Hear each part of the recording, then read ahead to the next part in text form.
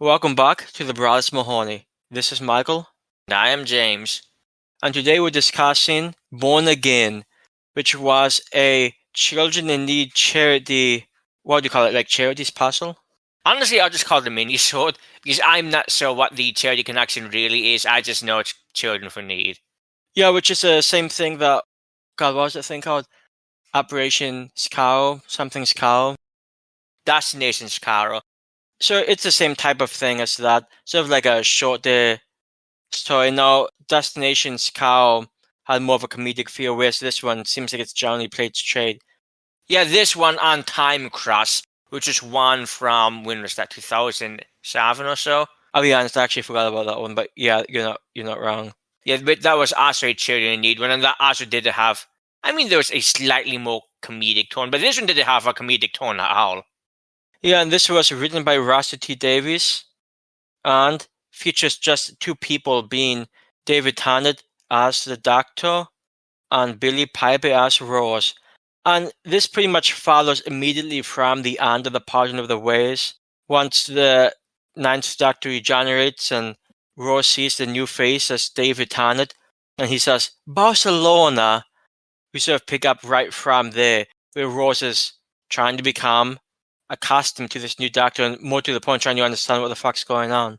Yeah, because as you mentioned when we were talking about the Pardon of the Ways, the Doctor never explains this type of thing, or never seems to. Which I guess is in character. He doesn't seem to often check out the planet he's going to before he explores. He doesn't seem to care if his companions know what's going on. He just sort of does what he wants to do and hopes things work out. So the fact that he regenerates and never really explains what's happening beforehand, it's like, oh, I'm changing. It's just not enough. It's not ideal. Yeah, it's not enough. I guess, to be fair, once you think, hey, just so you know, if I die, here's what happens. I suppose there is kind of a negative thing to be saying to every companion you actually care about. I still think it might be advisable, but yeah, this one's interesting. I've probably seen it a handful of times. I mean, something like this, there's not really a ton of things that are all that interesting in it. It's just, what, like 5 minutes or so? Because the episode, quote unquote, in total is 7 minutes, but I swear the first minute and a half, almost 2 minutes, it's what, pretty much just recap and theme song? Yeah, basically, that is it. And then, of course, there's a small on credits. It is basically just 5 minutes long. And for the record, all you fans of physical media, this was released on the complete series 2 in region 1 for all you US people out there. You can also find it online on YouTube and probably other places. Either way, whether you be watching on the DVD or on the internet, the quality is probably not going to be exactly stellar. No, you'll be able to see from the couple of pictures we have up. And keep in mind, these pictures are from the DVD version we have, that the quality could do with a glow up. But perhaps we need to get the complete David Tennant set. I think it's released on that, if we have an extra, God knows how much extra money to spend. Which, for the record, we're not doing. We already have other seasons on DVD. We don't really need to go buying another set. Oh, I wouldn't be too sure. Not sure we have Flux on DVD yet, bro. Well, I was talking about the David Tennant seasons. We are working on finishing the DVDs, getting them up to date. I think we're in the middle of Geordie. Yeah, let me just put it this way, guys. The idea of spending money that we worked to get on a DVD of Flux is just physically painful. That's all I'll say. It's even worse than that, because unlike previous seasons for Doctor Who, these passos, the New Year's Day passos, Resolution, Eve, all of those, were released separately from the seasons. Now, that had previously usually happened where these passos were released soon after these passos aired, but they were always included in the season collection. But that is not the case for this passos for Geordie's era, and I don't know why that is, and it's really annoying getting a DVD just for a single passo. And not just a single passo, but a single passo that's potentially quite shit. The fact that I paid for a Resolution DVD, let's just say they should have paid me. I know Resolution has its fans, but I do not think Tim can write dialogues any better than Moffat can. And I'll leave it there for the next 5 years or so. Yeah, Resolution may have its fans, but we are neither of them.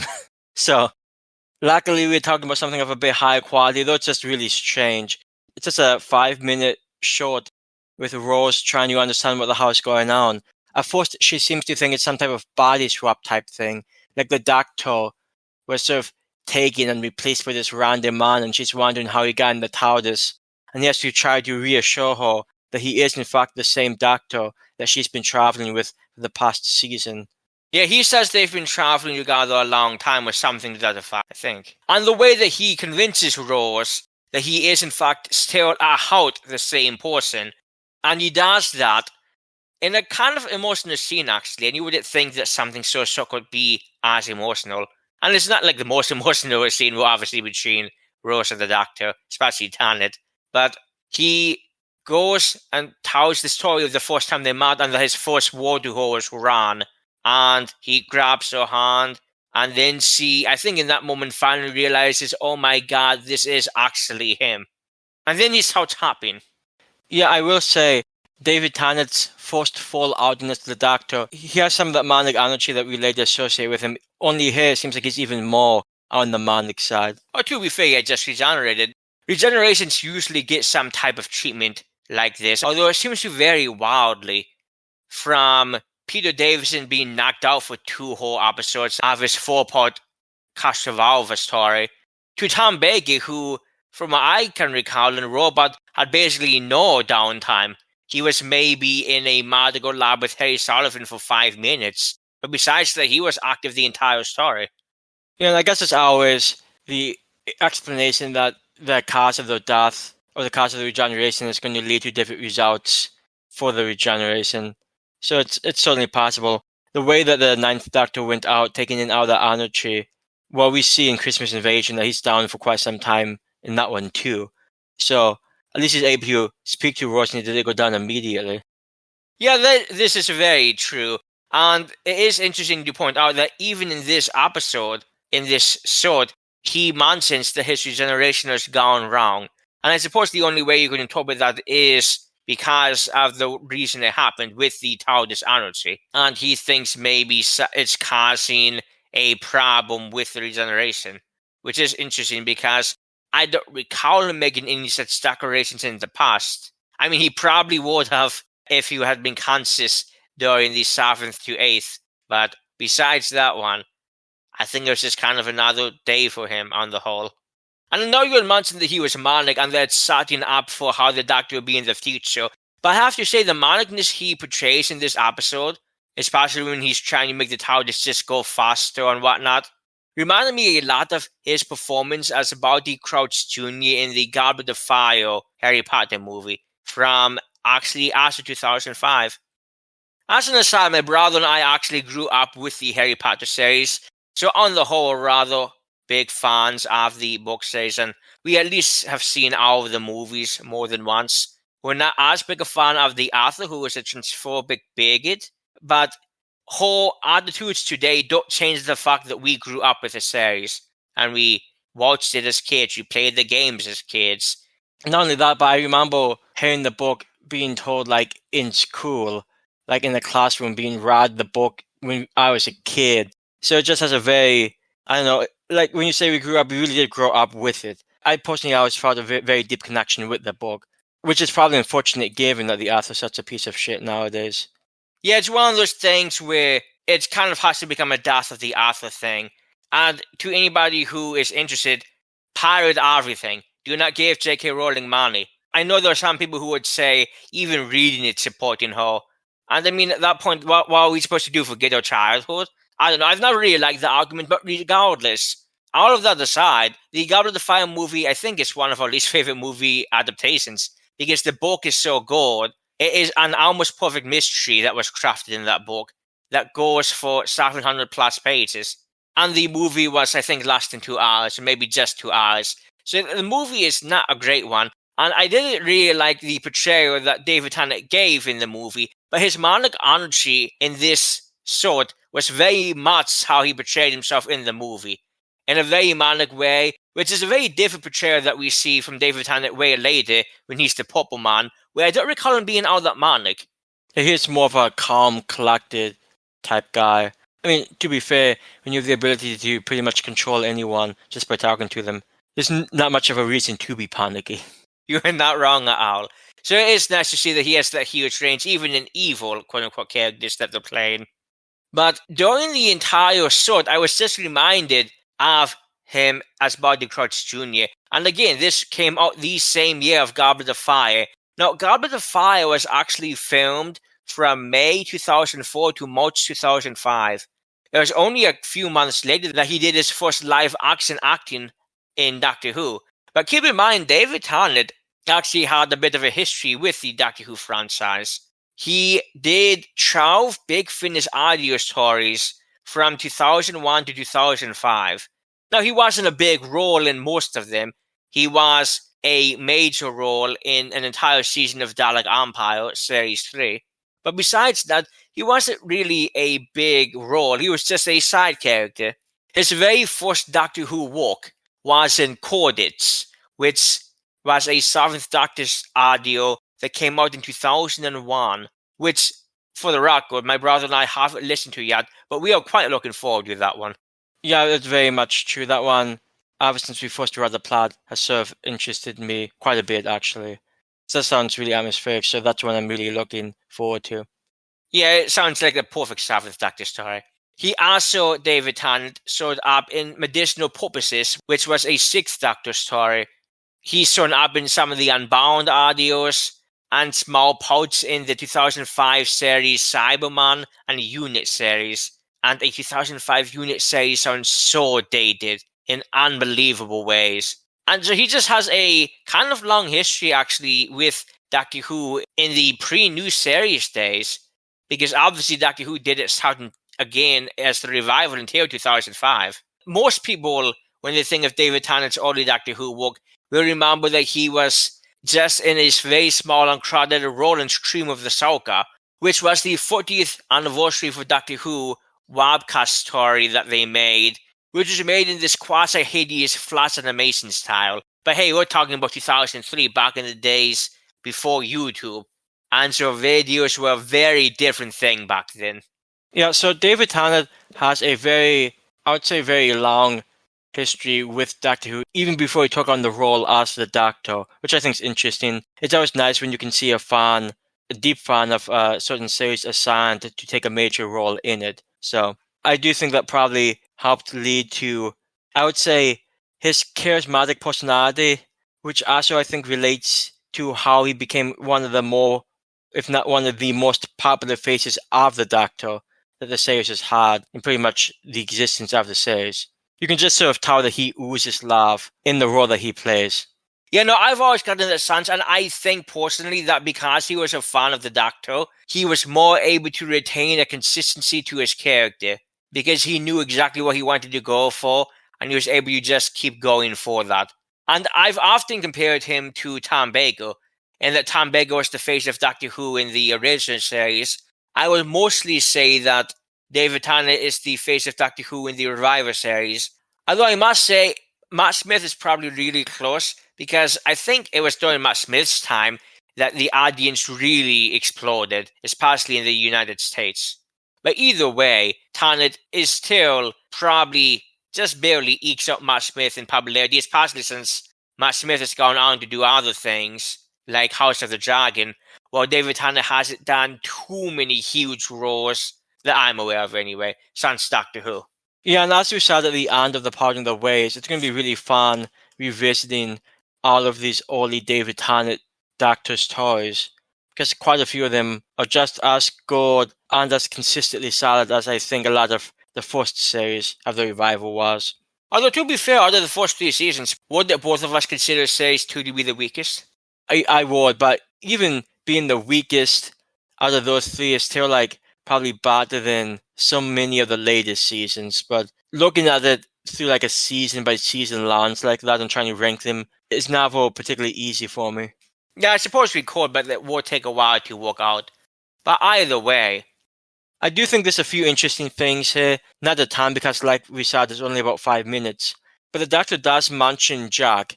And of course, Jack in the Parting the Ways was killed by a Dalek. Then he was sort of brought back by Rose when she was out Odyssey. And the Doctor mentions that Jack is, quote, rebuilding Earth. And Even at the time I was watching this, I was sort of confused. Like, does the Doctor actually think Jack is rebuilding Earth? Does he know something that we don't know? Because as far as we know, he hasn't seen Jack since Jack. I mean, technically, I guess he didn't know that Jack died. Technically, although he probably could have assumed that he died, but I don't know why he would have assumed that he came back.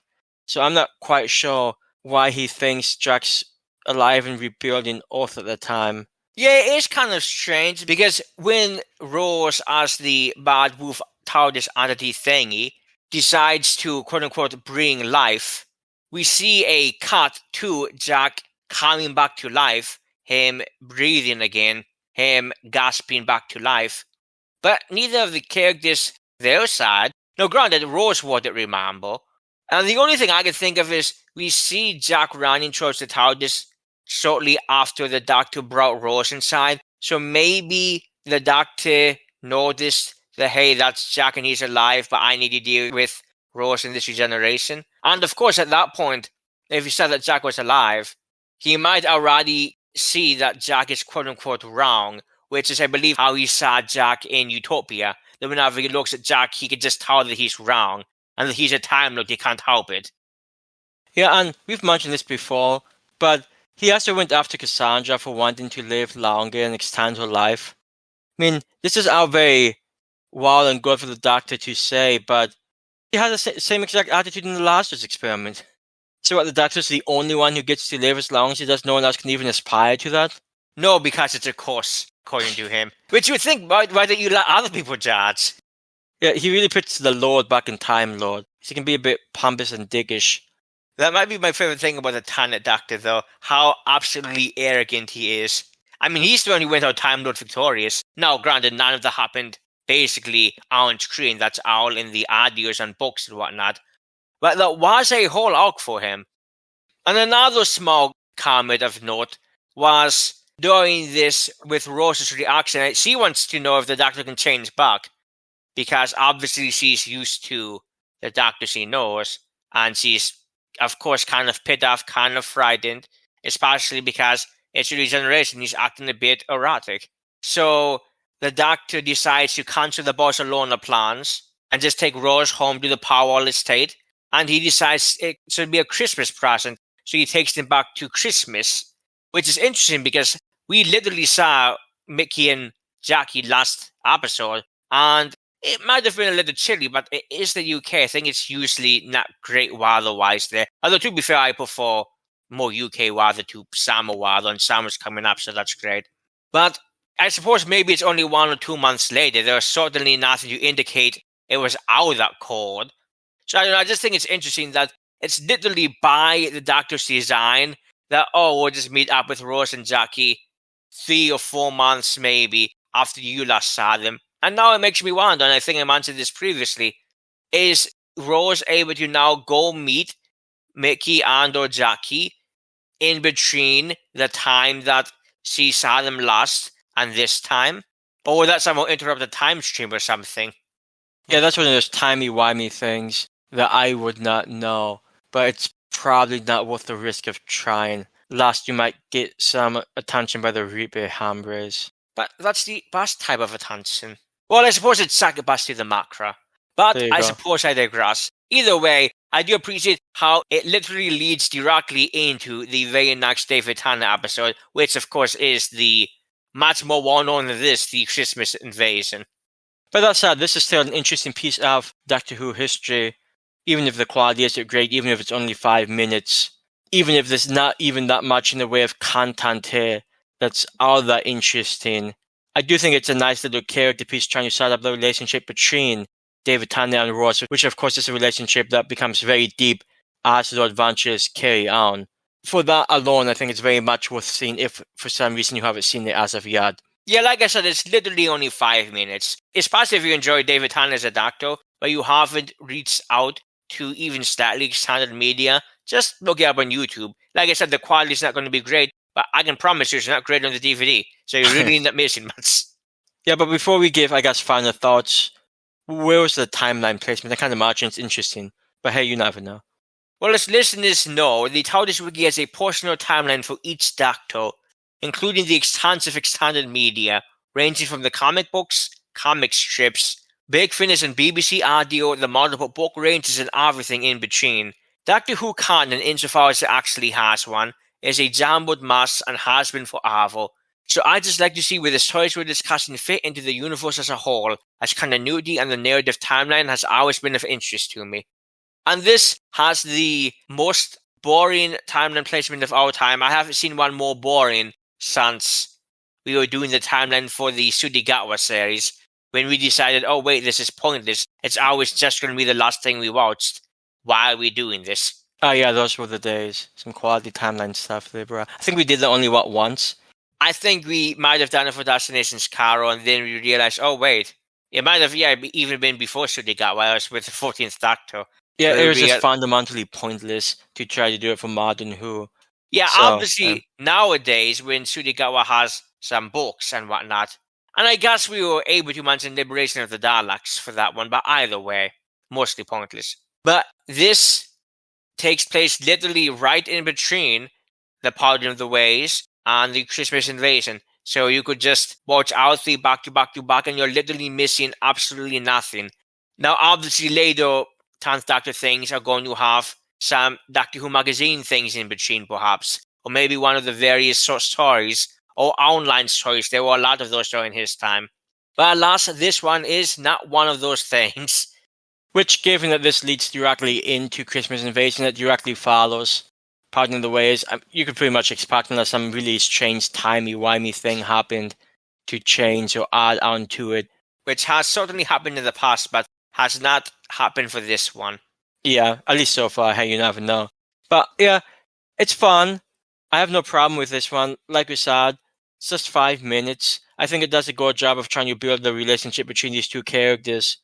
And also, like I said, this combination of Doctor and Companion is one of the most popular combinations in Doctor Who history. So the fact that they largely get their beginnings from Born Again, I think is sort of cool and sort of random, which is one of the things I like about Doctor Who, how some even potentially small, unimportant looking stories can actually have some major impact. Nightwalkers, you know?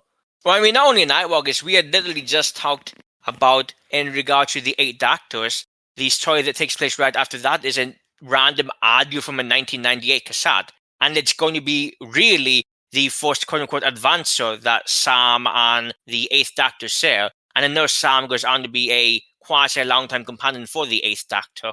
And that's just, again, one of those really small, really random things. Now, this is not half as random as that at the end of the day. I think that Born Again, which, by the way, is not really an official title, but it kind of became the official title. It used to just be known as the 2005 Children in Need, but Doctor Who magazine eventually started calling it Born Again, if I'm not mistaken. So, that works out. But I think that this is not required, but I think it is a very nice addition to, as Michael said, the character relationship between the 10th Doctor and Rose, which is going to get honestly kind of romantic in not too long of a time. Which the vibes are never really quite romantic, at least to me, with the 9th Doctor, but it really didn't take long for the 10th Doctor vibes to change in that direction a little bit. Yeah, it's an interesting dynamic that you don't see too often. Honestly, you could say that there were elements of it beforehand. Like, Tom Baker's Doctor and Romana certainly had aspects of that, I think. You only have to watch the Prime Computer ads to see that. I love the Prime Computer ads, and if you think we aren't going to talk about those, you're wrong. But we're not doing it yet. But they are coming at some point. Those are amazing. So you do see some Doctor Companion romantic angles at times, but it's very rare. At least it was rare. Yeah, it was. I was going to say it became a lot more commonplace after David Tennant and Rose wanted to do the deed, shall we say. I don't think it was ever that type of romantic thing. Well, not for the Doctor anyway. I wouldn't say that. But yeah, honestly, it's worth seeing. It's short. Give it a go, bruh. Despite us taking this long, it's really all I have to say. It's an interesting piece of Doctor Who history that if you're a big fan of David Tennant and the 10th Doctor, I really think that you should give a chance to. Yeah, I mean, again, 5 minutes, just watch it. It's there. It's fine. It's sure be on YouTube. I mean, I have seen it getting taken down now and again, which seems kind of absurd, but whatever. If nothing else, you can probably find it on Internet Archive. But what do we have coming up next for our discussions? Yeah, up next we have another big Finnish audio, being the Holy Tear, which is a somewhat more well-known one, I think, certainly more celebrated one, which has the sixth Doctor and Frobisher, who is a shape-shifting penguin. I guess technically not a penguin, they just usually take the form of a penguin. But it's one of the more interesting companions who I have very little in the way of experience with, so something to look forward to. The cover is certainly playful. Yeah, this one is, by all accounts, along with the Chimes of Midnight and Spare Parts, one of the most critically acclaimed big Finnish audio stories, at least that I'm aware of. Certainly more than any we've talked about previously. I don't think anything is that we've talked about previously is as acclaimed as this one. Yeah, this is one of those audios that I think I even heard of before I even really knew about Doctor Who audios as a whole. So, yeah, I think that's encouraging. It is encouraging indeed, but we have our first introduction, I suppose, to Frobisher coming up in our next discussion. Indeed. But as always, that's been our thoughts on Born Again. Let us know your thoughts on this one. If you think it did justice to the beginning of David Tennant and Billie Piper's relationship, let us know. You can either comment down below here on YouTube or follow us on Twitter at Brothers Mahoney. We thank you very much for listening. This is Michael. And I've been James. We hope you have yourself a pleasant night.